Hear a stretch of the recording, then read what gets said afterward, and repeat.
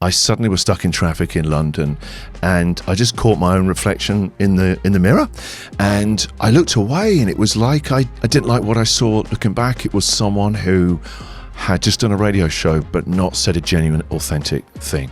I'd become a dad. I had 2 daughters. They were starting to sort of ask me questions about, oh, you said that on the radio, but you don't really think that. Most of us don't get a moment like that. The kind that forces you to stop and ask whether you've been building a career or slowly losing yourself. Maybe you felt it too. You're showing up every day, doing the work, hitting your goals, but somewhere along the way, you've started performing instead of really connecting. For Christian O'Connell, that moment came after nearly 20 years at the top of British breakfast radio. The Christian O'Connell Show. The Christian O'Connell Breakfast Show. Christian O'Connell's Sunday Service. The Christian O'Connell Breakfast Show. The Christian O'Connell Breakfast Show. Millions of people woke up with him every morning, and by every measure, he'd made it. By every measure, he was a real success. I naively thought people would just welcome me with open arms. They were just like, no way. Who puts an English guy on the radio? The first message on the first breakfast show I did in Australia was off home. And it was like 20 minutes in. I was thinking, oh, this might be a bit harder than I thought. Christian did something almost unthinkable. He walked away from the biggest opportunity of his career and he moved his family to Australia, starting again from scratch. But it didn't go exactly to plan. Most people would have turned around, but Christian stayed. And what followed forced him to rebuild. Not just to rebuild his audience, but to rebuild the way he showed up every single day. Very early on, I realised that actually a lot of this is the inner game. I wasn't going to them saying, hey, how do you help me find more ideas? How do you help me find better jokes? How do you help me come up with strategies? It was all about the performance. How can I perform better? And more importantly, how can I be a better friend to myself? Christian O'Connell rebuilt his career from the ground up. Today, he hosts Australia's #1 FM breakfast show. Not because he became a better performer, but because he stopped pretending to be someone he wasn't. His story might change the way that you think about your authenticity. His story might change the way you think about your performance, and his story might change what it takes for you to do your best work. This is the show that brings potential to everyday life. This is Performance Intelligence. In researching you, reading your book, and Shannon, our podcast producer, she had the thought that we're very similar, different formats, different mediums, but we turn up and people don't always want to be there. So you'd have this with radio, you'd have this with some of the emceeing you were doing. So then you've got to adapt to an audience and you've got to shift. So you tore everything up, right? You came over here and tore everything up. So that scares me. And I think we can run on autopilot. We can have scripts and notes. So I'm going to take a leaf out of your book. I've got some beautifully prepared notes here. I'm going to tear them up. This is, I respect your bravery, because that's like a comfort blanket, isn't it? And this is a combination at the moment of excitement and anxiety. Even though I'm like, there might be some good questions Am I going to remember anything? Yeah. Who are you? Who is this guy? I've done my homework. I've done, I think, 80 or 90 morning breakfast TV interviews. I've got a good short-term memory, so let's test whether my short-term memory. But I wanted to honour the work you've done, Christian. I love it that you've gone, hey, you tore up 20 years and you backed yourself. I think there's a message for all of us. We sometimes over-script, over-prepare. I think upstairs we have a meeting room. I have a weird eclectic job description. We were talking about that before we went live. One of my areas that I've just fallen into is putting people into roles as CEO or chair. Right. I've got a 100% success rate. So if anyone asks me to do that, I make sure they're really fucking serious about doing it. And I do that with them most of the time because they'll come with this pre-orchestrated, especially from a bank or consulting firm. And ladies and gentlemen, I get them to do the first 10 or 15 minutes and it's a little thing I do. And I go, so is that it? And they go, yes. What do you think? Now, because often I know them in a relationship where I've consulted or sold to them and now they're asking me to be honest. You gave me permission to be honest. How honest would you like me to be? Oh, Andrew, absolute authenticity. Be totally honest. It's fucking horrible. I rip it up in front of them. Yeah. And you watch the fear because I've suddenly taken away that safety net, and they have to be a human and listen and connect. So I actually felt really anxious and excited doing that. That's what I want to do to honour you. Yeah, but I know, and thanks for doing that. But also, it's just like in your line of work, when you're doing it the best, I bet there's no script. You're listening to somebody, you're discovering something as maybe they hit some self-discovery that they weren't aware of. They say it out loud, and both of you realize, oh, this is right. I'll help you here. Yeah, there's individual flow, and there's a lot of research around group flow. You go to a stadium. So, at time of recording, Spain won the World Cup. Yeah. Poor old England, they got close down to the last 4. Why would you bring it up? I'm still trying to heal, but I tell you what, seeing Argentinians weeping and upset has made me so happy. But you see that in a stadium. There's this group flow, and I think when you tear it up and unscript, good things happen. So that's the plan for today. After decades of live broadcasting, you had an epiphany that you had been performing as a curated version of yourself, even hosting a #1 breakfast show built around being unscripted. So, Christian, I'd love to start. Can you take us back to that moment where you thought, I've got to do this differently? Yeah, it was, I'd just done that day's radio show. So this is in the UK, 2.5 million listeners. I'd built that show up over years and years and years. And I think a lot of people would relate to this. Sometimes you feel like you'll suddenly become aware that you become an impersonation of yourself. And on paper, it might be going very well, but you're aware that it's a kind of like you're going through the motions a bit. And I suddenly was stuck in traffic in London, and I just caught my own reflection in the mirror. And I looked away, and it was like I didn't like what I saw looking back. It was someone who had just done a radio show but not said a genuine, authentic thing. Made lots of jokes and kept what I really thought at arm's distance, but hadn't really said what I really felt. And I'd become a dad. I had 2 daughters. They were starting to sort of ask me questions about, you said that on the radio, but you don't really think that. And so I was aware of this and opening up a bit of a distance between us, and I just didn't want that. And I thought, I've got an avatar. It's a really successful one. It's an act, a persona, and I felt trapped underneath it. And then, long story short, it's part of the reason why my wife and I and our daughter, we moved to Australia. That isn't the right response to feeling like that. You don't need to blow your life up and emigrate 10,000 miles. It's an extreme reaction. Were you on autopilot? Were you bored? Were you getting success and didn't actually know what it was? Where were you? What was underpinning all that? And how long had you been doing radio? I think at that point I was probably 17, 18 years of doing breakfast radio, TV in amongst that as well, and stand-up as well. But I'd got into a kind of, it'll become a bit too easy. And I'm someone that I now know this about myself. And I think one of the greatest things you can do in life is get to know who you really are, is to meet yourself.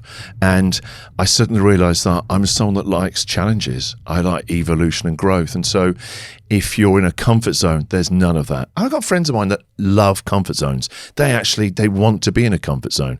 And in my personal life as a dad, I'd love to be a bit more in a comfort zone. There's too much uncomfort sometimes as a dad with a 19-year-old and 22. There's too much drama every time the phone calls.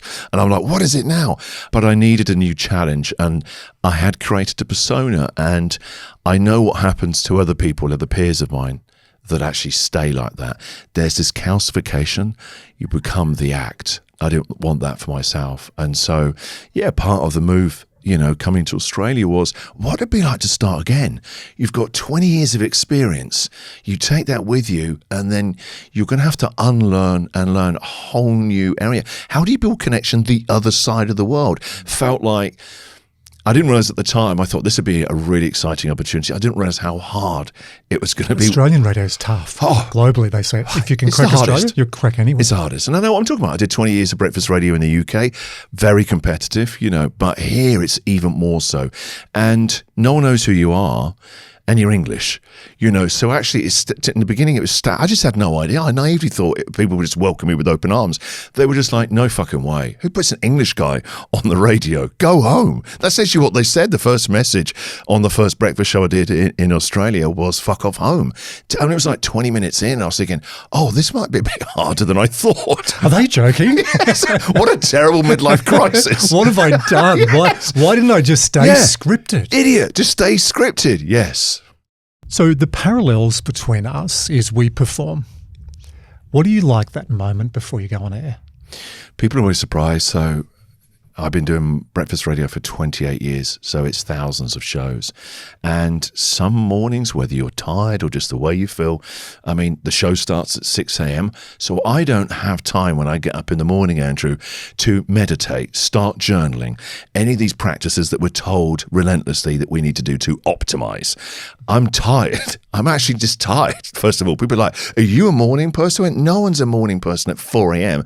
And I'm not someone who immediately leaps out of bed cartwheeling. So you're up at 4? I get up at 4. And you're on air live at 6. And your audience, they don't give you much leniency. As you said, they told you to fuck off in the first week. Yes. Don't you love Australians? Yes. Mate, welcome to Australia. Fuck off with but your I kind fancy of accent. like the honesty. And so actually, I kind of like that in a way. And one thing Australians really value, and sometimes it takes an outsider to see this and say it to you guys, is you really respect the art of the conversation. You really respect it here. So if you're funny or you know how to tell a good story, people like that. It's a value here. I didn't know that until I experienced it. And so what they don't like is a bullshitter. And so I think if you're honest and decent, you can actually do very well in Australia. I think it's quite a pure country here, actually. I really like that. You've got a very high bullshit detector. And I think that's what a great thing to say about a country. You should put it on the coat of arms. Welcome to Australia. Yeah, no bullshit. No bullshit is We've got welcome. your bullshit covered. So, but that moment before you go on air, so I'll give you context. I present 50 to 55 keynotes or workshops a year, handful overseas. You know the Rolling Stones, you're always on tour. I am on tour a lot. Yes. Yeah, I love it. I've got 4 kids. That's how I recover. No wonder you want to be out on the road so much. I love the blend between being at home and being on the road, just in case any of my beautiful family listen to this. But I've done it for years, like you. Some of the ones I do in America are bigger numbers now, 15 to 20,000 people. Yeah, that's a big room. And there's that moment before you're called up on stage. Yeah. And it's like everyone's seated. It goes deathly quiet. Yeah, that's the hardest bit. The first time that happened, and I'm sure there's a parallel, I know there is in radio and TV, is then there's that little moment. I've learned to love it, but when I first started this, it was like, fuck, am I going to remember my stories? Yep. Will they laugh at my stupid jokes? Is there going to be cultural significance? What do you do in that moment? And just explain to our audience, what is that specifically before you go on air? That really is your nervous system realizing what's about to happen. And so it really drives you mad when people, you read these theories, just act like it's normal. When your nervous system knows, wait, it's not normal. So for you going on in front of 15 to 20,000 people, there's nothing normal about that. If someone said to me, I just treat that like a normal presentation. You're an idiot. Yeah. Like, that's not a normal Your nervous system presentation. knows. Yeah. You can't kid it. And so the same mine, I'm going on air with no scripts to talk for 3 hours. Oh, wait, you did it yesterday. Wait, you've got more to say? And you're going to be funny, but you're tired. It's 6 a.m. And then you start to overthink it. And then you can almost wind yourself up. And then you're making it harder for yourself. You're getting up in your head. My job is always, so now I have practices that I can do very quickly. I share them in the book. There's small micro routines I will do to center and ground myself, and that is what happens with a lot of people before they're speaking. And public speaking these days for people isn't getting out in front of a room of people. Nowadays, I'm coaching people now who get nervous about asking a question on a Teams or Zoom meeting. That's public speaking for them. And so it's because we're stuck in impress mode. And when you shift it to express mode, like, what is it I'm excited to be sharing today? Oh, I want to talk about the World Cup. I've got something interesting or a question I want to ask the audience. Then you're shifting the center of it a bit to you're finding the joy in connection. You're reminding yourself, why do you like doing this? And I can feel gratitude. I am so lucky I get to do this again today. I came to Australia. I've got this great second act to my life here. I'm 53. I'm in Australia. How did that happen? Talking on the radio here. What a great wild ride. Now, straight away, I'm relaxed. I'm excited about expressing what I want to talk about, what I might hear, funny stories from the audience. Completely different shift of state. Interesting you use the word shift, because on my notes... Somewhere. I thought it said shit. that was ripping them up. The shift, and this is what I teach athletes, this is what I teach entrepreneurs, CEOs. Right. When we step up, you need to shift, because often you're coming from an LPM, a low performance mindset. Yeah. Don't make a mistake. They're going to judge me. I'm new on radio. Yeah. I could get cancelled. Yeah. What if there was a basketball coach, an Australian basketball coach in the women's NBA on the weekend who's been cancelled for a few games because she made a joke that in Australia is fine, politically insensitive in America. So all those things can run through your head. What I wanted our audience to take out of this, Christian, is you've done thousands and thousands of hours of live radio. You still get nervous. I do sometimes, yeah, and it can be not even before the show. It can be suddenly during the show. You know, suddenly you're up there on a tightrope, really, with no safety net for 3 hours. So mid-show, it can be sometimes when I'm just about to talk again. I've done maybe an hour, it's going well. Then suddenly I feel that wave of like, this could screw up. What if it all went wrong now? Or you go, wait, what am I talking about?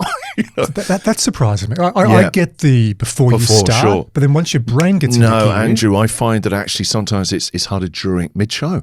And so no one can stay in flow for 3 hours. I'm sorry, I certainly can't. It's a constant dance in and out of flow. What I've got better at is having these micro routines that I can do within a minute or a couple of seconds. Sometimes I'm doing them while I'm talking live on air. That might be literally just almost quietly stamping my feet into the ground, wiggling my toes just to feel, where are your feet right now? Just feel sometimes what I do is just feel your gravity. For me, it shifts getting out of your head into my embodied body. And so I just feel my gravity. Bum, arse on the seat. Even that small shift, it feels I'm sending my energy center from my head and over-identifying with thoughts and fears straight into my grounded experience right now. I'm safe sat on this chair. I loved reading that because I had no idea what the book was going to be about. So shout out to Scott, your PR rep. Scott did my book. He's great. So I said to you before we went live, and Scott, we'll make sure you hear this, mate, because he's really good at what he does. Yes. So when Scott reached out and said you're doing a tour on your book, I thought, yeah, absolutely, I want to chat to you. I had no idea what the book was going to be about. No, I keep hearing this from a lot of people. They're surprised. They thought it was going to be, I guess, like a lot of people. I talked to the Queen, and I think people getting a lot of dull anecdotes. Funny story. And that's of no help to anybody. And look, there could be a little bit of, hey, let's get some vicarious. But I don't think learning. I wanted to. I've been really lucky, Andrew. I've done this for a long time. I've learned a lot, and I see it like, I'm 53. I know where I am in the arc of my life. And so I think it's a responsibility to pass on the lessons I've been lucky to learn. It might help people. It's like just sprinkling a few acorns to me. It might seed something in you. And increasingly, 2 or 3 years ago, I started to get into coaching people, help them tell better stories, more confidence in their speaking. And what I thought they needed was tools and techniques. They needed that, but that was like the small, easy bit.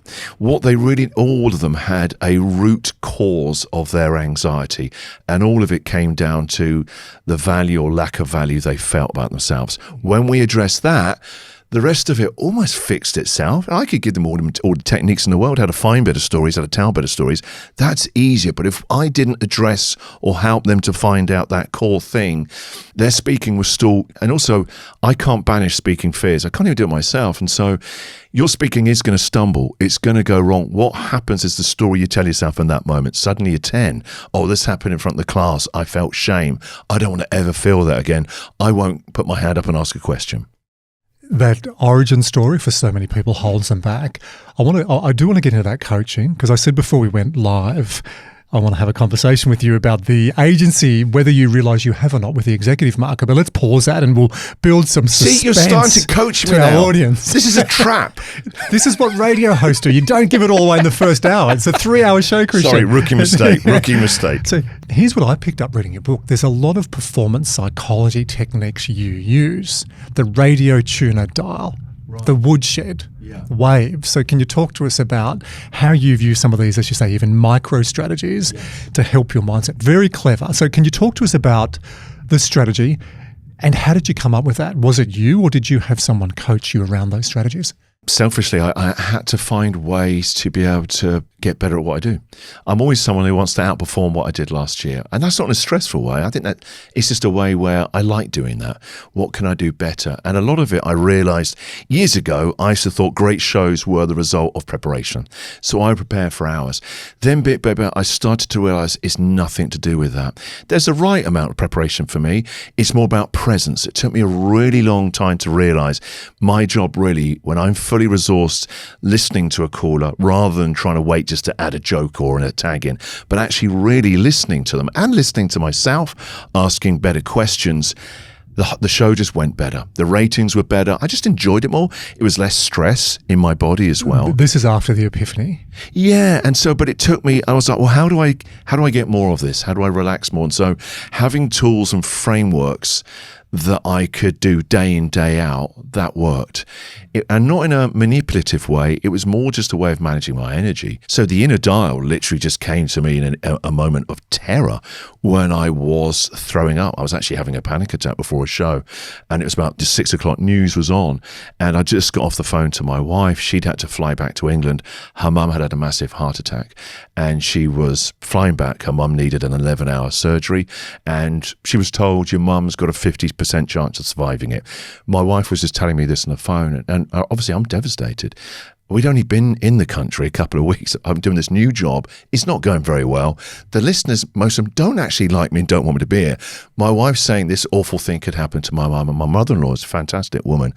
And suddenly I hear the jingle go, The Christian O'Connell Show. And I'm like, I'm literally, there's bile on my shirt. I'm having a panic attack. Then I hear the producer. So you literally vomited? Yeah, no, I really did. And the producer's trying to find me. And I'm like, just play 2 songs back to back. I'll be there in a minute. And I remember just thinking to myself, actually, almost laughing, because it was such a crazy, stressful situation. What the fuck are you actually going to do? There's a show starting. It's your own show. You have to go and do the show. And then I had this image of the old-fashioned radio tuner. We don't really have them now, but some cars still do, where you move a dial. And I think, well, right now, I'm in a really bad way. I'm just terrified. I'm overwhelmed. I'm having a mini breakdown in this bathroom stall at the radio station. I just want to enjoy today's show. I really need that right now. I need this. And so I imagined just shifting the dial from fear to joy. And it wasn't denying what I was feeling. It wasn't at all. It was finding the and.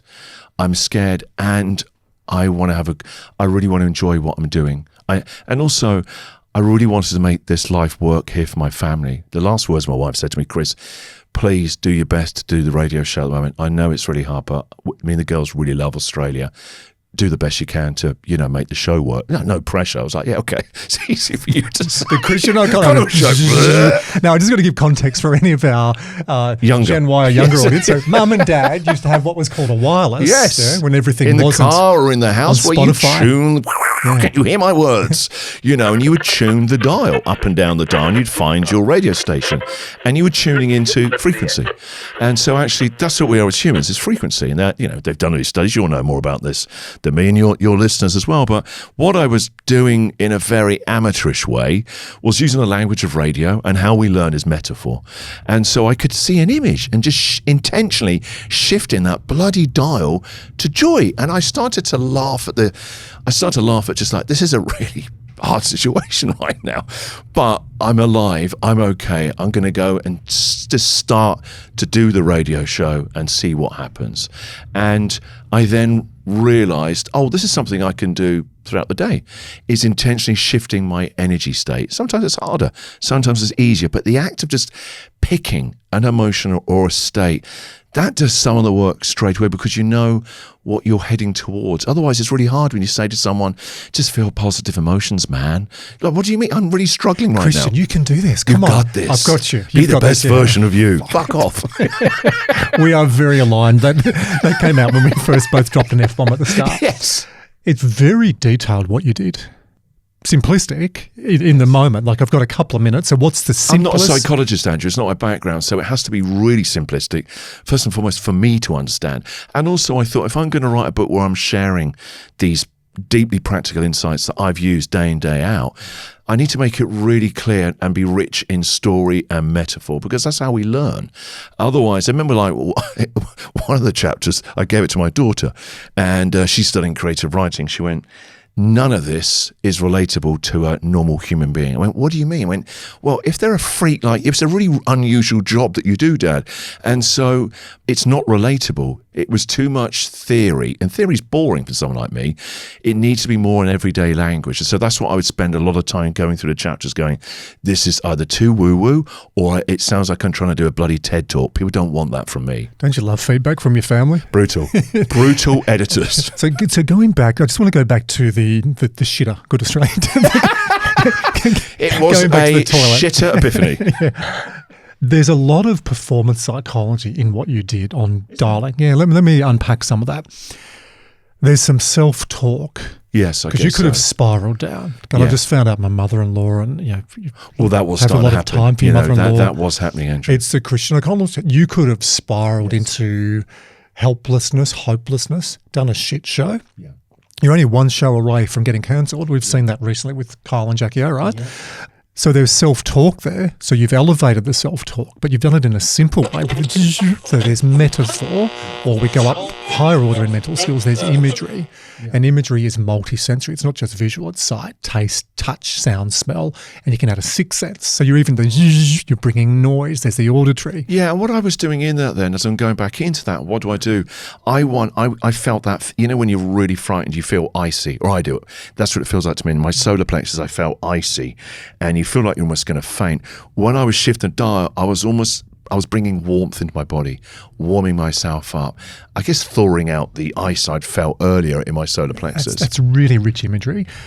Self-talk, self-reflection has a beautiful symbiotic relationship. So we all talk to ourselves, but that ability to reflect in real time and make meaning and autocorrect behaviour. So that shitter experience, you're actually stopping spiraling. I should have called the book that. Have you ever pulled this apart, what you actually did? No, of course not. Until I meet someone like you who's smarter than me, and you've got the qualifications, you'll be able to look at my simple methodology and say, look, this is actually why it worked. I'm going to correct you. No one's smarter than anyone. We just have different domains of expertise. I haven't done thousands and thousands of hours of radio, but you orchestrated that self-talk and you had some self-reflection and the awareness to know I've got to do something, dial it in. There's some imagery.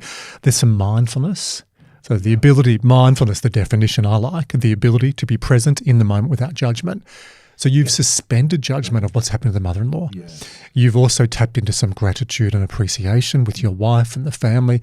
There's a shitload of stuff going on. There's also a pre-performance routine element to this that you can now use that. Again, think about a musician before they go and do a big performance, or a dancer or a footballer. Yeah. It's a pre-performance routine. So as you're talking about that, Christian, I'm going tick, tick, tick, tick. I can think of 5 or 6 constructs that underpin what you did. Right, okay. You are going to sound so clever next time you say, here's what I did. There's moments of mindfulness and self-talk and self-reflection. I've built in imagery. We know it's multi-faculty. It's really rich. Right, okay. I've always sought out business coaches. Oh, right. And so, that is the performance industry.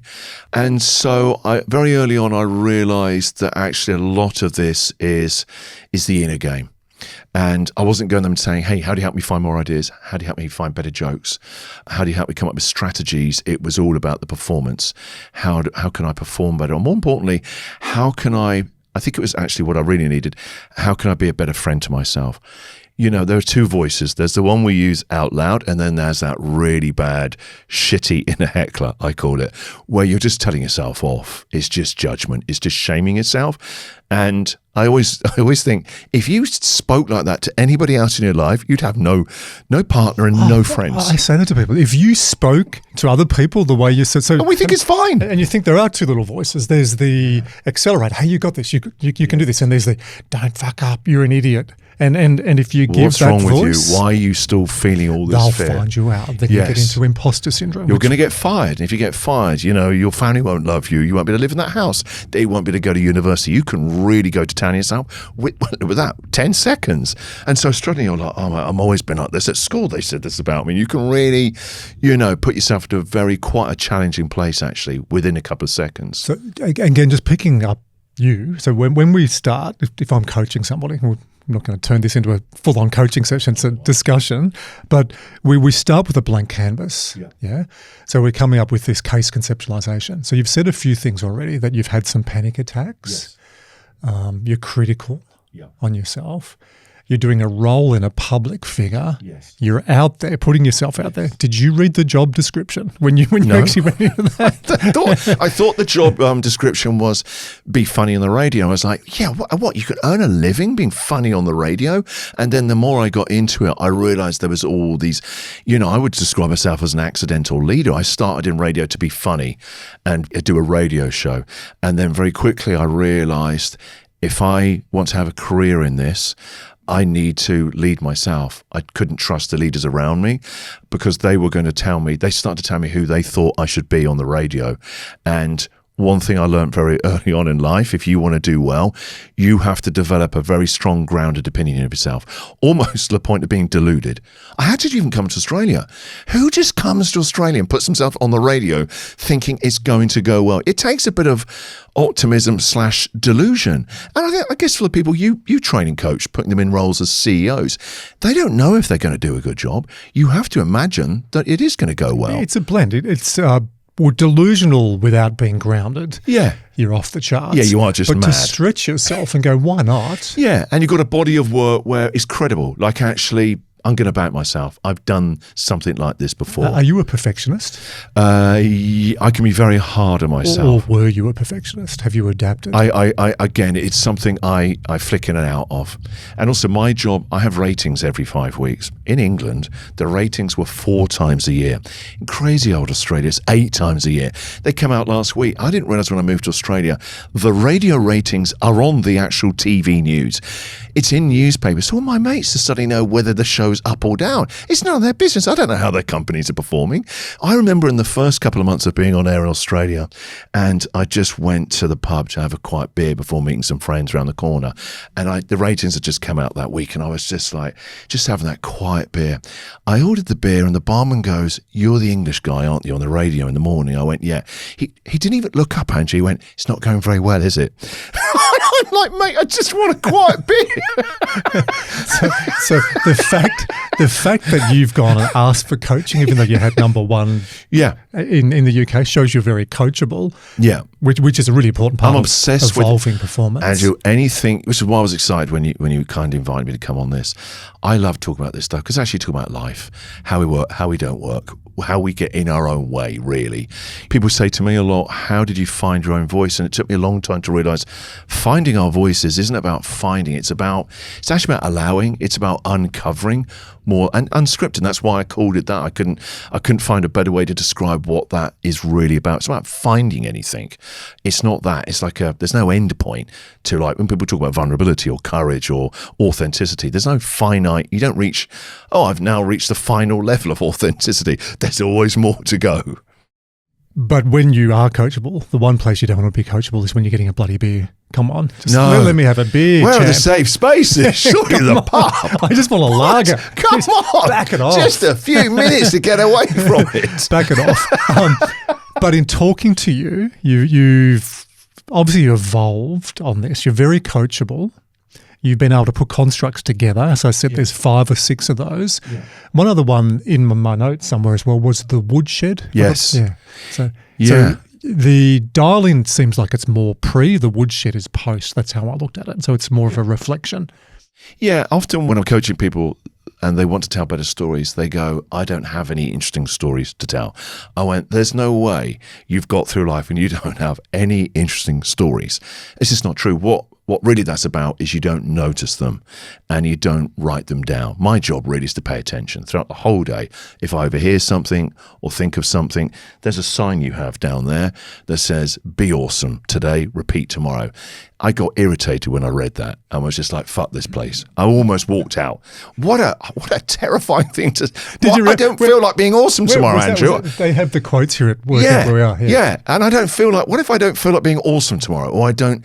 How do I be awesome? What does that would have been a very short interview, wouldn't it? I'm not... Where's Christian? He's down the road. He's gone to the place that said it's okay to be shit. He's got an awesome hangover. And so my job is to pay attention during the day, all right? And then that's how I can talk for 3 hours a day. There's lots of things going on. So I literally have this thing in my phone. There's a note, and it's called the woodshed. And it's just like where, what do people do when they store wood? They shove it in the woodshed. So when they need some wood, they go there. So it's a place where, as things happen to you or you notice things, you just write down a word, 2, 3 words. And each week, you'll have 5, 7, 8 new thoughts, stories. And you can look at them and go, "Oh, there's nothing in that." And then when you're next going out, having a few beers, or you're going out for a dinner party, and you think, "What do I talk about?" You look at your notes. There's a couple of little stories here. That is as simple as that. And having that image of a woodshed where you store the wood, it really just helps people. And also then go, because that's the number one question for me, other than what time do you wake up, is, do you ever worry that you're going to run out of things to say? And again, it's just like, if you're paying attention during the day, there are so many things. Like yesterday evening, I don't know why I did this. I watched back England losing to Argentina. Why would you do that? I don't know. Why, like, you know the Coach score. that. Exactly. They lost. You know they lost. I know. Yeah. Why? You're not in a time transporter. It's not going to change. I know. I don't know. I just start revisiting the scene of a crime. I'm watching it and suddenly I saw something different. At the end, a lot of the English fans were dressed as knights. Seeing them sad and crying, which just made me it just made me laugh. The image of sad knights there, it just made me laugh at the Monty absurdity. Python the Knights of Nip. It cheered me up, and sometimes even in the face of like sadness and the frustration you feel as a sports fan, you can still be reminded of the absurdity of life and what we do. Seeing those knights upset and crying, it made me, oh God, isn't sport funny? It just made me, it brought me back into, England lost, but you know what? What a great run I had for a couple of weeks and just how much I enjoyed the World Cup. What a brilliant thing it was. I was actually going for England. It's been a long time since 1960 and I'm sick of hearing it. 60 years. Yeah, a long time. Jerry Seinfeld does something similar. But Seinfeld apparently does. Have you ever met Seinfeld in your travels? Yes, I've been lucky enough to interview him a couple of times. What was that like? Brilliant. I'm a massive fan of Jerry's. I love Seinfeld, the sitcom, and his stand-up as well. I think he's one of the best to ever do it. And he's also, I love listening to his interviews, deeply process-orientated man. He is a very wise thinker about creativity and performance. And he's someone who's in his 70s. Jerry doesn't need to still do stand-up. And yet when I said that to him, he goes, no, I do. It's like saying I don't need to go to the gym. Or it's like I do, and he still gets nervous before shows, stuff like that. He's one of the greats of all time. But Jerry's someone who is still a kind of role model to me. How he does it, his approach. Because your woodshed analogy, reading Seinfeld's book. Because yes, we've seen Seinfeld and we see the big Netflix specials and what he does. Yeah. What I didn't realise until I looked into him more, he does little venues. So he'll go to in Sydney, like the Yaguna pub, where there'll be 50 people, and he'll try new material and he'll write down at the end. He does a post synopsis, what worked, what didn't. Yeah, totally. It's freaking Jerry Seinfeld, the goat. Yeah. When on that genre of comedy. You always shape your act with the audience. It's not a solo activity. It's like sometimes they have an energy where they're really liking a bit, or they don't like a certain line in it, too aggressive, too cold, or they just didn't understand it. And so there's this dynamic relationship with people who don't realize about stand-up with you and the audience. And so Jerry will have a forensic approach to that. And it's one word he talks about. And if you've done he'll stand-up, obsess with it. You obsess with it over a year sometimes. Do I wait for 3 seconds or do I wait for 5 seconds? Like the depth that he goes into to really look at the artistry of laugh and comedy. It's brilliant. And performance. And you think about stand-up, to me, stand-up is the highest form of public speaking. It's one thing to do public speaking well, to inspire people, to back your plan for a company. To go and make strangers laugh for an hour or an hour and a half, that I think is above that. That's and also every time you set up a new joke or story is a massive act of vulnerability because it might not go well. I remember listening to Jerry on a podcast a couple of weeks ago. He had a tough gig, he said a couple of weeks ago. It didn't go very well. And you're like, you had a tough gig. Seinfeld had a tough gig. There's hope. Yes. Now, this is going to flip now from me asking you questions and putting you on the spot. Flip back to me. I sold a previous business to KPMG 7 or 8 years ago, and I had a bit of a lull period in between. Wrote a book, Match Fit. That's how I know the wonderful Scott. Did a bit of swimming, and then thought, I'm going to go to a comedy course. Because I build comedy into my presentation. Yeah, you're a naturally very funny person. I'll make sure all my mates from Dubbo listen to this. This is the highlight, all right? Thomas, but you are. Where is it? Did you? Yeah, but I think I'm situational and I can build it in. But what do you mean situational? Well, it's probably You've been effortlessly funny. You're responding to what I'm saying and you're adding jokes in. So that situational responding, but to stand up on stage, okay. vulnerable. That's because your expectation of the experience is now changing. I'm not coaching you. I'm not equipped to do that. Well, that's what happened. Yeah, of course. So rock up to this theatre in Sydney, and there were about 15, maybe 20 people in the room who all wanted to learn to be funny. And this guy, Rodney, he was American, and he looked like the typical comedian. Hey guys, it's Rodney. I'm going to teach you to be funny mofos. And like, bang, he's on straight away. He comes in at 9. And then, well, what I want to see, first of all, I'll stop his accent, is I want to see how funny or how unfunny you are. Yeah. So I'm going to go alphabetical order. And when of course, Andrew, any group goes alphabetical order, I'm then going, fuck. Yeah, it's like, go surname. You're cannon fodder. And he said, I'm going to go Christian name. I go, Andrew, get up and be funny. Even I would get nervous. That's a lot. Be funny on demand. It was fucking horrible. I choked, got up, and I told something that had no context to what I was talking about. It's a punchline that's funny in a keynote presentation 30 minutes into it. Sure. So can you help me and our audience to be fun? So I left. I quit. Yeah, not surprised. I didn't go back. That's not the right way to and it's not about a learning. I think it's about a couple of other things, first of all. And it's also just working out what's unique about you. It's honing those stories that you would have got and then building confidence in those. And also people think we're speaking, whether it's stand-up comedy or any version of public speaking. And public speaking to me is when there's more than 2 people. They think that it's vital you have confidence. It shocks people. I go, most shows at 6 a.m, I don't feel that confident. I'm actually overwhelmed physically. I'm tired. What's more important is momentum. Confidence will turn up. I haven't got time to wait for confidence at 6 o'clock. I'll be doing a bloody radio show tomorrow. I just start. The enemy of speaking is actually thinking about speaking. It's more important that you just commit and go. And then even if you stumble, the commitment to momentum and keep going forward, confidence arrives. It does. It always arrives. It backs me up, but I've got to go first. In psychology, confidence, like there's a high level order, the internal skills to match the external demands. What does that mean in normal speak? It's doing the work, the reps and steps, and when you've got the opportunity, back yourself. Yes. So you've done the work and then you're getting momentum to warm up and get into it. But going back, when you did your first stand-up, how did you train for that? How did you... You can't, because actually you've got to start somewhere. Well, how do you learn to swim? How did you start learning to do what you do? At the beginning, it's going to be crunchy and bumpy. You're not going to be very good.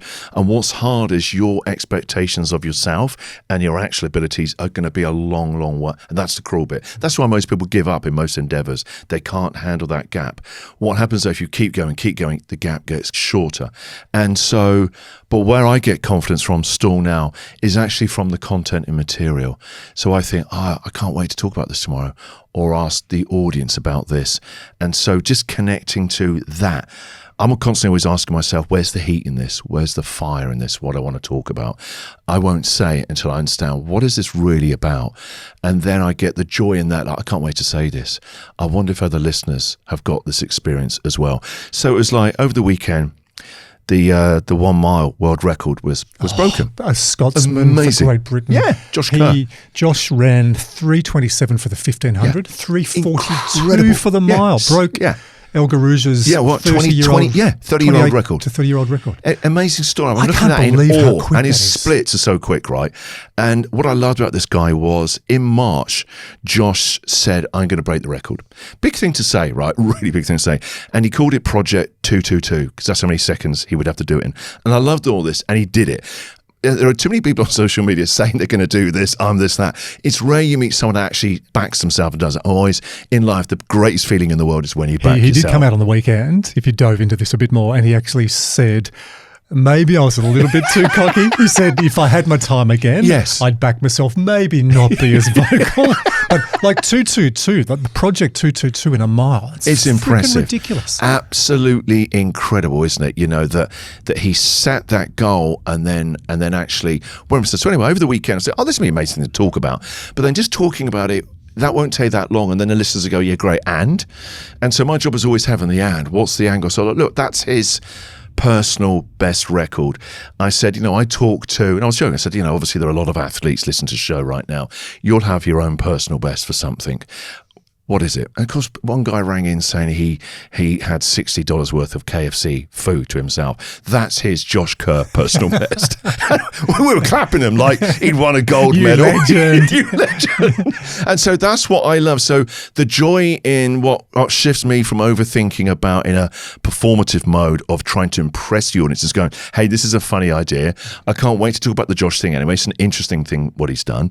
And then actually have an angle and then throw it open to the audience. So the audience got the joke straight away. We had some amazing stories. So you're learning skills like comedy, you're getting coaching to improve your craft, to evolve, and then you're building that in. So but you did stand up, is that right? Did you go and do some stand up to get those skills? When I was 18, I did my first stand up gig, and then when I hit my 40s, I really went back to stand up. And so how many stand up gigs have you done? Oh, thousands. You know, that many. Yeah. What I would do is I would always go. For 3 years running, I performed at the Edinburgh Comedy Festival. So you develop a show. It took about 6 months to put an hour together. So that's the real deal. That's just not me going to some. No, that's the world's biggest comedy festival. Yeah. You're doing an hour show 7 nights a week for 4 weeks. Then I would go and tour that show because you really had it rocking. So just go through those numbers again. You're doing an hour show. An hour show 7 nights a week for 4 weeks, and also I had a job. That wasn't my job. It was kind of like a hobby almost to me. And also it was where I'd hit my 40s, I'd lost my mojo a bit. You know, I think you realise by now I like a new challenge. I was like, I'll go back to stand-up. You know, and even actual stand-ups are going, why are you doing it? We're trying to go down your road. We want radio shows. Yeah, we want a regular gig. Yes, that's it. And so it would take 6 months beforehand of going and doing small rooms, trying stuff out. It doesn't work, playing with it the whole time. You get your hour, you do it at Edinburgh. It's the world's biggest comedy festival. It's really hard. You're trying to sell tickets every night. You're worrying about ticket sales, reviews. And then by the end of that, you've really got that hour. It's in a great position because you've been doing it every single day, day in, day out. Then I would take that on tour around the UK and go and do, rooms of 500 to 1,000 people. But I always once it was locked down, the act, I got so bored of it. I would never do it exactly like that every night because I like to chat to the audience. I never pick on anyone, but I like it's like a radio show to me. I want to hear other people's voices and get their stories. And often during a stand-up show, I'd suddenly just think of something that happened during the week and I'd just start talking about it, and suddenly I'm 10 minutes later, I'm thinking, hang on a minute, I've got to do the show that I've developed. And so I learned so much from going back to stand-up in my 40s. And again, a lot of that, what my big learning was, Andrew, wasn't just about how to write jokes, how to tell funny stories. It was the energy management. It's the inner game. It's always that. The great shows I did weren't because material was a constant. What wasn't a constant was how I would be before the show. And you talk about that time before in a green room. Yeah, and you're suddenly like, you can hear the audience coming in. Well, you can embrace. I've learned now that's that. It's a sanctuary where I go, I got nerves. I have a little ritual that nerves are my friend. Yeah. This is an opportunity. Yes. I'm nervous because I care. Yeah. You want it to go well. You want to help people. You got this. Yeah. Be awesome. But that's a lot of stand-up you've done. You love Seinfeld. Who else do you put up there? For me, these days, it's increasingly a lot of, Bruce Springsteen is somebody that I really revere as an artist and someone who he went to see Tony Robbins to help with his performance anxiety, and he managed to reframe it. But I was 53 years ago, and I went to Ireland, and I went to see Bruce Springsteen, my best mate, and we saw Bruce Springsteen. I was seeing him before, and he was incredible. But midway through the show, he said something really powerful to me. He went, "Thank you for being my purpose." It literally moved me to tears when he said that. I literally wrote it into my phone. My mate was like, "What are you doing?" I said, "Because I always thought the music was his purpose, to make music, writing the songs, crafting a hook and a melody. He doesn't separate the music and us. It's all." Thank you for being my purpose. I was so blown away by that. Purpose is a big word, isn't it? It's overused at the moment. Like, everyone has got to know what your purpose is. And for him, it was like, we, the audience and the music, it was all just part of his purpose. So Bruce is someone I always get a lot of inspiration from. It would be Bruce Springsteen, Bruce Lee, and Jerry Seinfeld, and also people like yourself now, performance coaches. I love learning new stuff. How can I make this work better?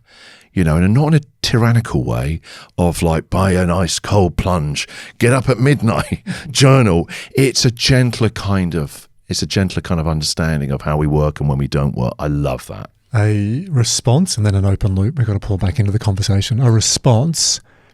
I love doing a podcast. And I can tell. It's interesting for you to be podcasted rather than podcasting. Yeah. And the fact you said you got nervous before. Yeah, I did know. I was coming here. I had to do my own inner dial work and these energy routines I do as well, just to sort of, almost discharge the adrenaline in my body now. And I try and reframe it.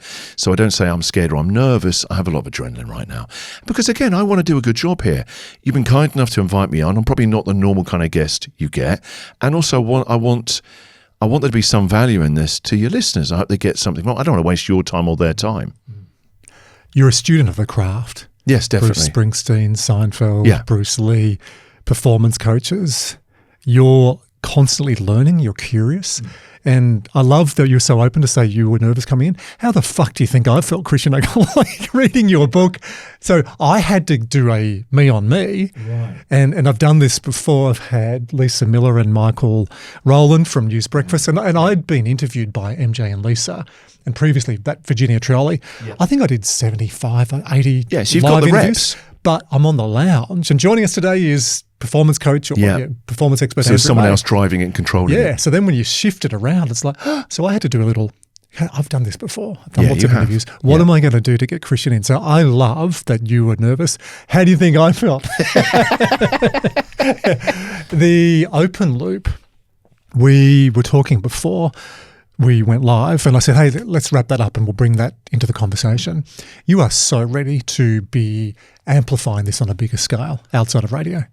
You have so much agency and so much experience. Why I don't, Andrew, because actually, if you think about it, why would, say, a CEO or a big leader of a big company really want to listen to somebody like me? Now, I am a leader. I lead my team and always have been.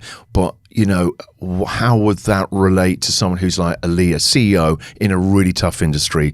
You know, the revenue's not going very well. They've got an angry board that want to fire them. How am I going to add any kind of value to their experience right now? You said something very early in this conversation, which in my language is you make it about them, not about me. Yeah. You had different language. Yeah. Yeah, it's a shift from most of us are stuck in impress mode. We're trying to impress somebody. It's more about connecting to express mode. That's it. Can we zoom out a little bit? You're looking at it with the CEO from your lens. Yes. About me. Right. Rather than about them. Yeah, you're right. What's changed for CEOs and senior leaders over the last 10, 15 years? What are a few things that have changed massively? Wild unpredictability. Instability, global connectivity markets, geopolitical instability. We've got the climate. Leaders can get cancelled now, and also every company now is a content creator. They have to do stuff like this, which they never had to do before. Say that bit again. Double click on that bit. But every leader now has to be a content creator. So my business, yes, I've done exercise physiology. Yes, I've done coaching psychology. I work with elite athletes, build businesses, do keynotes, podcasts. I'm a content creator, and I felt like a bit of a wanker when I first said that. No, you are. We're a content creation company. Yeah. So what do content creators need? We need to know how to take our experience and content and tell it in stories and be a bit funny at times, but the right context for who you are and engage audiences and grow our audience. Hello, what have you been doing? You're very good. Yeah, I hadn't thought of it like that. I was getting caught up in a story, and we do this a lot, actually. I talk about it in the book, and I've just done it myself, is we just look for ways to justify or to give evidence of how we're not the same or to see the negatives. I've never run a company. I've never done a balance sheet. What would I know? Yeah. We all have a bit of imposter syndrome. Yeah. There's a scale from like really heavy imposter syndrome is crippling. Yes. No imposter syndrome, you're a narcissistic arsehole. Why are you looking at me when you said that? I'm looking over your shoulder. No, you were glaring at me. I was not. I think you were pointing at me. Go be president of a large company.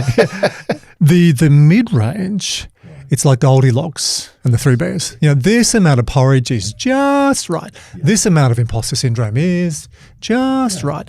Every time, Christian, I start with a new group, a new sporting team, a rollout on one of our large leadership capacity programs, I sit in the foyer with a sporting team, I sit in the hotel or the institute where we are, and I breathe. It's that green room moment. There's so much storytelling to even, you're helping me articulate this. And that green room moment it's not in Las Vegas with 15 or 20,000 people. It could be like it was at the Pullman Hotel 19 months ago before my first session with the Wallabies. So nervous, so nervous. But when that pops up, for me, imposter syndrome, I've never played rugby union at a high level. No, I'm not there for that. No. What do I have? I've got experience and domain expertise in other areas that can add value to these young men to perform under pressure and to be better versions of themselves. Yeah. That is going to help them. Yeah. So you literally are going from impress mode to express mode. Yeah. I've got some stuff. I hope this really helps. I've got some stuff. It might help you. You know, I'm really excited about telling you about them. But before we went online and you said, I'm thinking about this, but I don't know whether I'm ready. Yeah. Has that shift occurred? Yeah, in it our has conversation? actually. Yeah, because now I'm like, oh yeah. And also, I like talking about leadership. It took me a long time to realise a lot of leadership is how lonely you feel a lot of the times. I didn't really know that. I was like, so when I chat to other leaders now and I talk about the loneliness you feel, they're like, oh wow. Is the loneliest. That's that song, right? Yeah. You get to the Yeah. top and there's no one there with you. No. And also everyone expects you to have all the answers. You know, you're paid more than everybody else and so they think it's easy for you. And so there's a lot of loneliness there. And I find tremendous support when I chat to other leaders. You know, you go, oh, you too? Oh, wow. Oh, what's it like being a leader in your industry? How does that work in the morning on radio? How do you find your edge? How do you stay You there? are going to be so freaking busy. Now, I've got a clipboard. I'm impressed with this. And before we went... They who can have a clipboard control the room. It's a power move.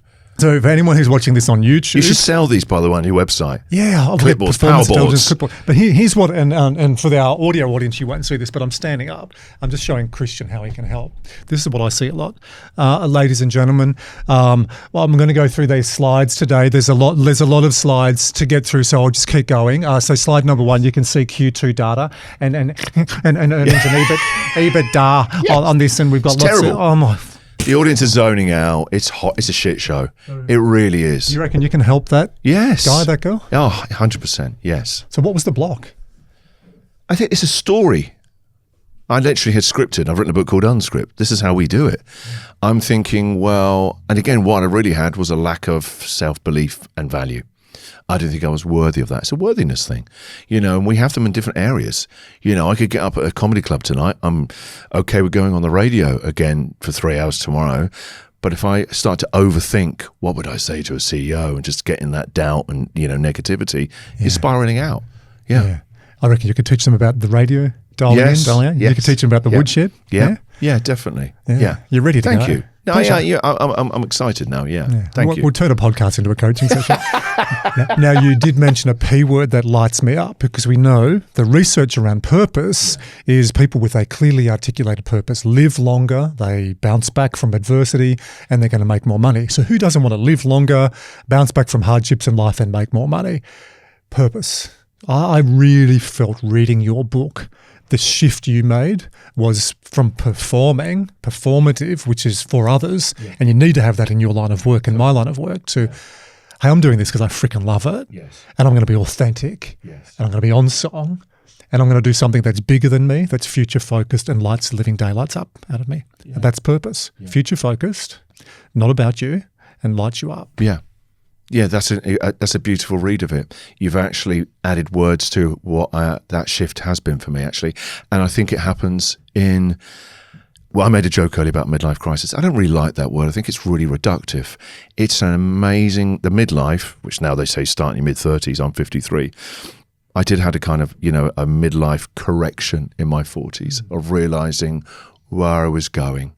And I made a big correction. I came to Australia, you know, my family. But I also saw that the midlife as a tremendous chance for transformation, actually. And I kind of see it like I love my imagery, as I think you've already realized, as the second fire. The first fire we build in our 20s to escape, you know, teenage life. And you do need to actually just bootstrap and get out your 20s and 30s and make something of yourself. You do need to do that.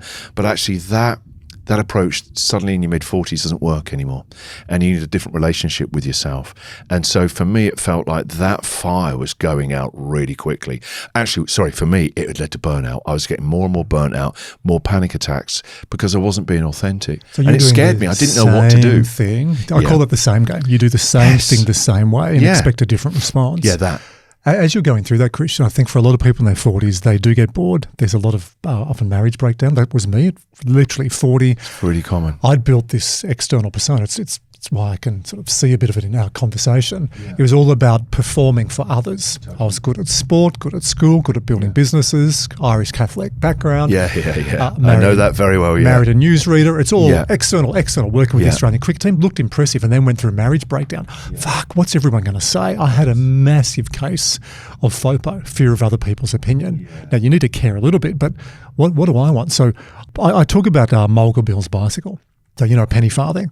And your performance-based identity is often so big, and your purpose-based identity is so tiny. True. It's a beautiful way of saying You're it. flying along on a penny farthing. Now, on a flat road, you get good clip. Yes. Yeah.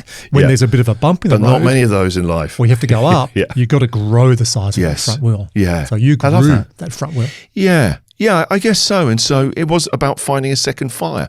And that is about, I think for me, anyway, it sounds like it was for you as well. That's a journey of who am I and what does my soul want for this part of my life, whatever I'm like. How many more years am I lucky to have? And so, yeah, a book like this for me is a very big shift. This is the 5th book I've written. This is a very different book for me. And I think it's a snapshot of how I'm feeling about where I am in my life right now and wanting to serve something bigger. When I started in radio, I just needed to survive. I didn't know whether I could build a career. And so you treat yourself and your career in a certain way. And you want external validation. I think at some point we're all trying to impress either our mum or dad, aren't we? You know, it seemed like I was in the newspaper yesterday and I found myself cutting it out, getting ready to send to my mum and dad. And I was like, what are you doing? You're 53. Give the external validation to yourself right now. What are you doing? Cut it out. Your mum will freaking love it. Okay? Your parents love that shit, Yes, mate. they Yeah. Honour them. Send it to They're them. the other side of the world, so they don't get, they have to just presume it's going well. Did you cut it out? I did, yeah. Good, yeah. yeah. And my mum will be happy. Yeah. Yeah. Cut it out. Well, get a photo now. You can cut it out and send the photo. Yeah. But yeah, it's about the second fire. And I think that is about, getting closer to the truth of who we are and what are we here to do, to serve, that's bigger than just me. And that's about generosity. How generous are you being with what you've got, what you're going to do? And that's been a really beautiful journey for me. It was actually very scary at first in my mid-40s when I started to have this. Like you, I had a kind of what I saw at the time as the panic attacks led to a kind of breakdown. And I went and got help. And at first I was reluctant to get that help. My wife was gently going, You're English. You're the same age as me. You come from that generation. O'Connell, so I've harden got up. a very strong Irish background. And you don't talk about difficult emotions. And even the phrase difficult emotions, well, they're all emotions. What do you mean they're difficult? And so I remember being so almost angry to be sat in a therapist's office. And the guy was like, I get the feeling you don't want to be here. And I went, I don't want to be here. And he was like, why don't you want to be here? So I said, this is a place. This is what I actually said. It's so hurtful to myself. I said, because actually this is a place of fuck ups. And he goes, why are you? And I went, I do need some help. And we know, he said, you're like every single guy that sits there. He said, why are you here? And I said, well, I'm having these panic attacks. And and at the time they were so bad, I couldn't do the radio show. And I was almost threatened with like having to stop doing live radio, which was awful. It'd been my safe space. And I said, I'm having these panic attacks. And I said, I need you to just remove it, to cut it out. And he goes, if I could cut out panic attacks, I'd be a billionaire surgeon. He said, our whole work is going to be the fact that you think it's an it. You're speaking out, there's something in you that needs your love and help. And my job is to help you find out what that is. The fact that you're calling it an it and you want it to be cut out that's really strong language to use about yourself and all your beautiful emotions. And so my midlife at first was really kind of scary. It was a really scary thing. And actually, we don't get a lot of support about this area of our life. And now with the right help and finding different coaches coming to Australia and so that, I've seen it as the best time. I've never been happier. I'm really happy where I am in my life right now. And I feel like for the first time in a long time, I'm running on clean fuel. And I used to feel tired a lot, and I realised I was running on dirty fuel. I wasn't being nourished in the right way. I was seeking external validations, ratings, awards, pay rises, all those kind of things. And now it's completely different. You've gone from a Nissan Patrol to a Prius. I actually sold my car. I don't actually have a car. Not the imagery for a big, robust 53-year-old strong mofo. Right? What I commend you on, Christian, is I don't know whether a lot of our audience will understand the magnitude of the show you had. I go to London a couple of times most years, so I know of you. Part of the reason I had that imposter syndrome. You had a big freaking show, like big show, millions of listeners. Yeah. So you were a big deal from that external validation that people know you. Yes. It's often harder for someone like that who's really built that big performance-based identity to get their head out of their proverbial and go, hey, I've got some problems here that I need to address, or hey, I've got some learning, can you help me? Thank you for saying that, because you'd have a lot of friends. I never talked about it. I didn't tell any of my friends. I didn't tell my parents. I wrote a book about a couple of years ago about moving to Australia, and I thought, well, if I'm going to tell them the real story, it starts with the panic attacks. But I know you've got some famous friends. Yeah, because you've only because really my line of work, because I had a big radio show, you get to know a lot of people. Like, I started to work with Ricky Gervais 6 months before The Office came out. So I've known Ricky before he was a megastar, you know, and now he's one of the world's biggest, well, he is probably the world's biggest comedian. And so there's a lot of people, you just start to come up at the same time, you know, and you sort of, you track them and you've got like a shared history together. But yeah, it took me a long time but that's even harder because of your Rolodex. Explain Rolodex to our young audience. Your contact list. Yes. Because often people in your line of work, and the parallel, I work with a lot of CEOs, so that's why I know they need you. And they've built this whole narrative is I'm the omnipotent, omniscient body at the top of the organisation. And whenever you start thinking that, there's a clock that starts because your time's about to come up. Yeah. As soon as you go, hey, I need to unscript and I need to unlearn and I need to everything else I've done, and you have a bit of vulnerability and courage to change, wow, you go to a whole different level. But I just wanted to sit in that market you're in the UK, number one rated radio breakfast show, your mates with Ricky Gervais and a lot of other people. Commend you for doing it, because it would have been easy just to go, I'll just go do another stand-up routine, sell another book and get that external validation. I tried as though, Andrew, I was running out of road with that. I'd done that and it had worked for a while. It's like a Band-Aid. And you know what it's like sometimes if you don't, your body is always sending you signals, right, physically. And I think it'd been sending them for a couple of years, and I just got good at draining them out, really, working harder, doing stand-up tours, writing children's books, all these distractions. And after a while, though, I think my body was like, okay, the only way we're really going to get your attention is, well, I'm going to give you a panic attack before a radio show. Sacker and a hit, write a book. Sacker and a hit, go do stand-up. Dopamine dealer. hit. Yeah. Dopamine dealer. I like that. Yeah. And it stopped working. And I think actually then what were smoke alarms became full-blown, well, for me, panic attacks right before a radio show. I was literally brought to my knees, like, I don't know how I'm going to get into a radio studio again. And that was terrifying. It's taken me a long time to even be okay talking about it now, because at first I felt, don't tell anyone about this. So much shame about it. But actually I found that when I did talk about it, it helped so many people, and that was life-changing for me. It was healing for me to be able to talk it out loud and not feel disconnection from people going, oh, me too, thank you for saying that. But actually what it did is the more it taught me about what authenticity is really about outside of a radio studio. And now any chance I get to talk about my panic attacks, I find that it really helps people. Well, it makes you a human. Yeah. It makes you approachable. Right. And it gives people an understanding, wow, if he's done some pretty cool things and he's still struggling. Yes. So I don't have to have all my stuff together. No. I started talking much more in my mid-40s after my whole challenge, my match fit. That's why I wrote the book Match Fit, to turn myself around, because I was using a diet of fast food, speed dating, and alcohol to try and paper mache a wound. That was fun for a few years, but it wasn't going away. It became worse. And then I had to actually get my head out of my ass and go, right, I've studied psychology, but I've got challenges and I'm struggling. As soon as I put my hand up and as soon as I said the following statement, it's okay to not always be okay. Yeah. Everything shifted. Yeah, it does. It really does.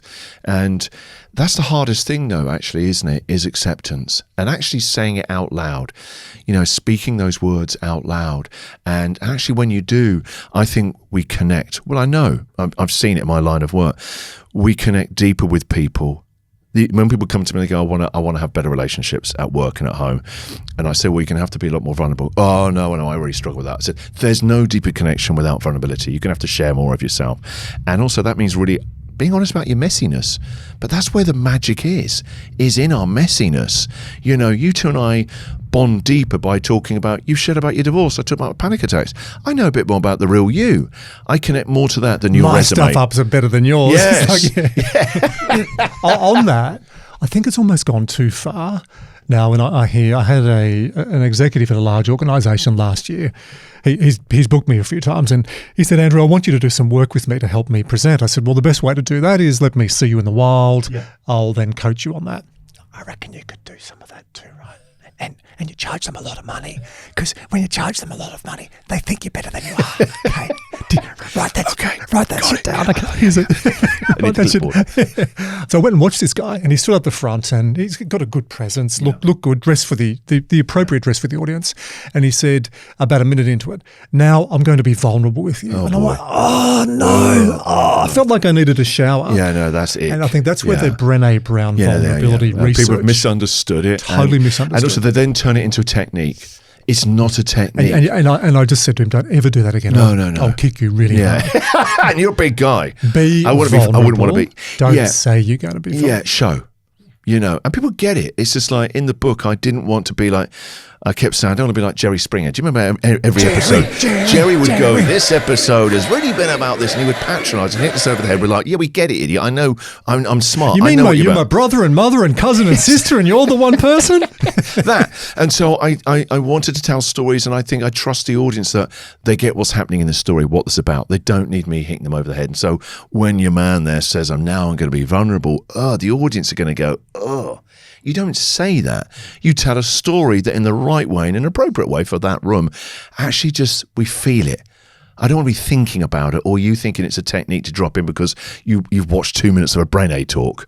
That's the wrong way about it. That's just, it deserves to only bring disconnection. It's fake. And there's a red thread through a lot of our conversation today, and that's storytelling. Yes. So really, you're a storyteller. Yes. We've got a mixed audience, Christian. We've got a bunch of athletes and coaches in elite sport. We have musicians, psychologists, performing artists, a big corporate audience, a big defense audience. I reckon every person who listens or watches this podcast needs to tell stories or learn to tell more engaging stories. So can I put you on the spot? If you were going to coach an individual or a group, write this down. I'm getting you ready for it. On storytelling, how would you go about that? If I said to you, look, I've got a new keynote, I've got no idea what I'm going to do, and you're helping me craft a story, where would someone start to be a better storyteller? Straight away, it's actually just I would help people understand what storytelling is and what it isn't. And so really we are story machines.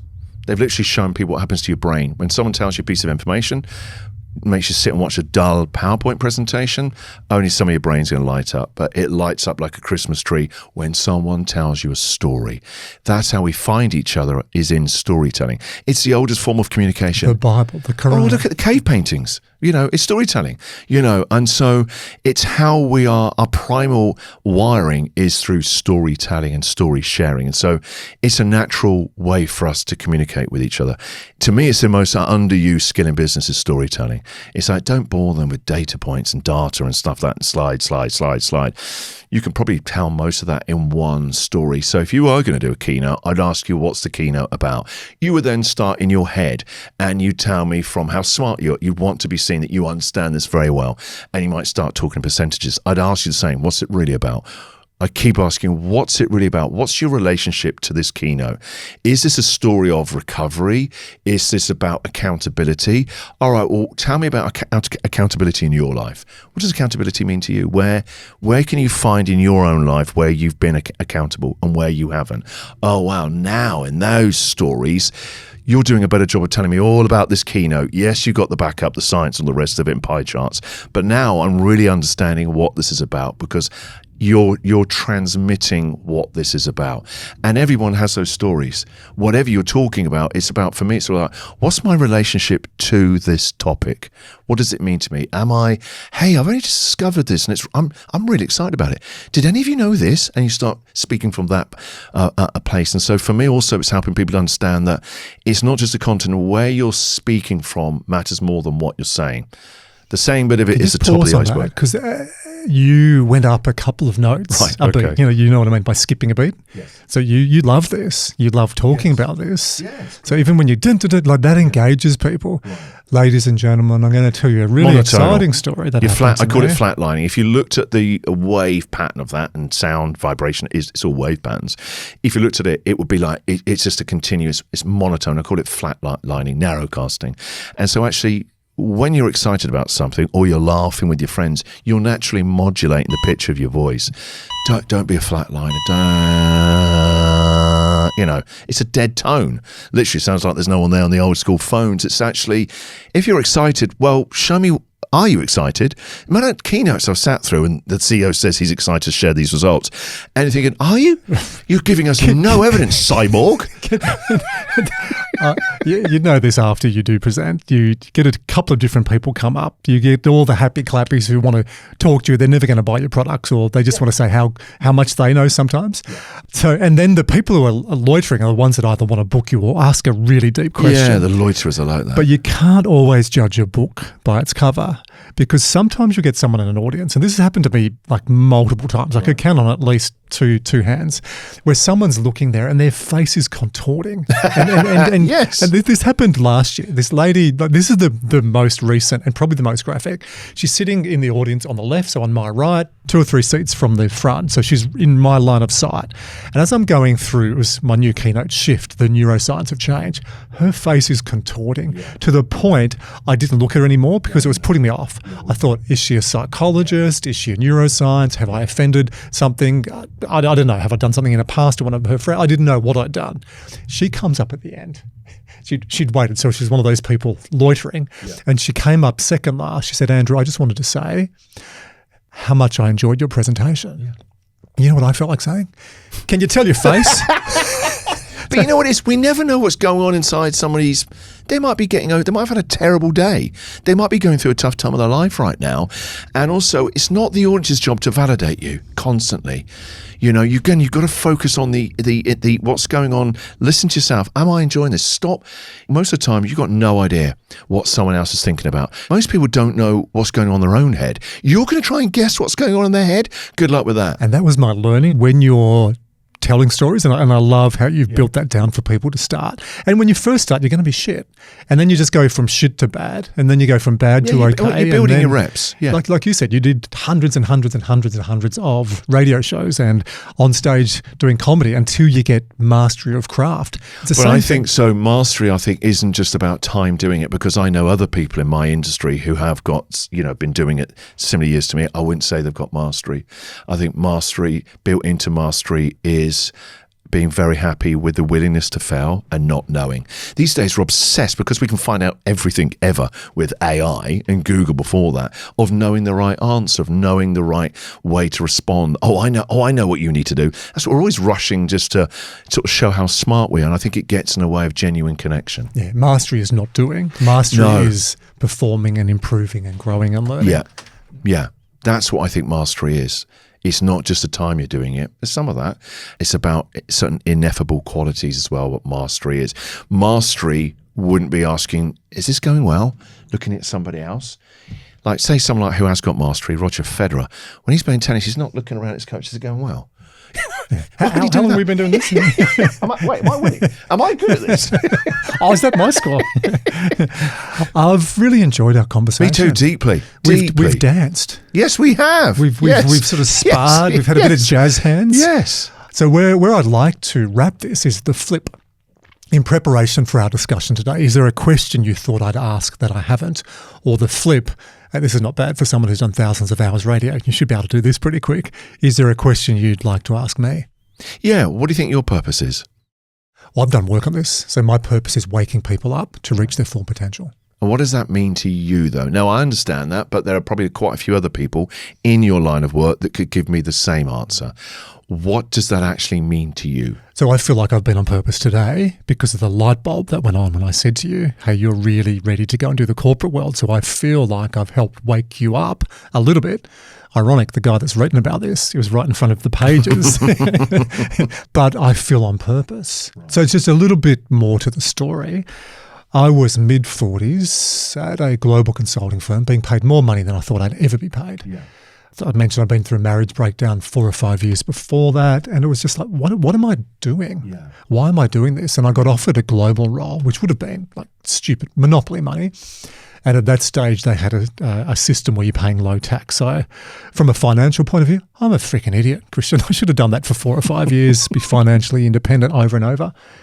But there was something inside me. Yeah, a calling. That needed to be scratched. And there was something inside me that I wasn't unhappy. I wasn't miserable, but I wasn't fulfilled. And I went and got coaching with a guy named Richard Burton. And I can remember saying to him in the second session, like, Birdo, I haven't got my purpose yet. He said, Maisie, you've been walking around in your body for 45 years. It's going to take 3 to 6 months of work, reflection, thinking, talking, coaching. And he was right. And so what I found out, what fuels me, what's bigger than me and what's future focused is to wake other people up into how much potential they've got. And then that helps me from a relationship point of view. It helps from a business point of view as well. And fundamentally, I feel like I'm contributing and have a skill set to help people do that. That's the thing, isn't it? You know, I said generosity, contribution. That's it. We want to know that we're doing good in the world. It's good for your clients and it's good for you. You know, and it's good for the world. I think that's the best thing we can do in this world, especially the world that we're in right now. There's so much fear. There's so much division, so much anger. If we can find ways that actually help people be better human beings and happier human beings, what you're doing, your work, that's going to have huge ripples in organizations because, you know, team culture ripples down. It all comes from the top of how CEOs and leaders are. So if you can help them be better humans, what a great way of serving the world right now. And you don't know this because we've only just met and you haven't looked at my corporate brochure, but my keynote on leadership capacity is called The Ripple Effect. You're kidding? There you go. Wow. Yeah. So when I'm on purpose, it doesn't feel like work. No, that's the clean fuel. That's what I was talking about that I've only hit upon the last couple of years. Yeah. Have you articulated your purpose? No. I'm now feeling it when I felt called last year to write this book. That was like, oh, it's a really different kind of book and conversation for me to be having. Normally, stand up and writing books has always been about trying to make people laugh, funny stories. And I've loved that. It's really great. It's still part of how I am. But this is quite different. And I'm enjoying these conversations a lot more. I don't do stand up anymore. It would feel a bit manipulative. But I'm looking forward to getting up on a stage in a different way, being a bit more authentic, still making people laugh, but also just being a lot more authentic up. That interests me now. Going back and doing stand-up would feel like going back. I always think it's really nice to, when people say to me, oh, you've really changed. Yeah, I remember when, you know, you were into this and you want to do that. I go, oh, that's 10 Christians ago. And people go, what do you mean? I said, I think it's nice to see us as constant work in progress. Yeah, that Christian, whoa, wow, he had a lot to learn. He didn't know what was around the corner. Shit was really about to get real. That was 10 Christians ago. And so we kind of then allow us to upgrade and to actually throw down old contracts that we've kind of signed with ourselves and vows that we've taken on to actually go, yeah, it's okay not to act like that or think that anymore. I can change at any moment and tear up a script, even if it's one that you profited from in some way or benefit from. It isn't working anymore. That's hard. Really because hard. We go back, especially under pressure. Hey, this set of skills and behaviors and mindsets and relationships has got me here. I'll just keep doing that. Whoop. Yeah, totally. Everyone needs a clipboard. Yeah. Got to catch the clipboard. That's the power of those guns. So that's dangerous and it's scary. Yeah, so it you is. have to let go of all that. Yeah. But actually, if you don't, something starts to happen anyway in the universe, in life. It just does. The thing that you're trying to white knuckle, you can't keep doing it. You know, those, like I said, it's like Chernobyl. It's kind of like those. Yeah, don't worry about it. Shall we wake the boss up? Just don't worry about it. It'll turn itself off after a while. Then suddenly you go a few full-on nuclear meltdown. It's like life's always constantly talking to us. A lot of the time we're just busy distracting ourselves to actually slow down and listen.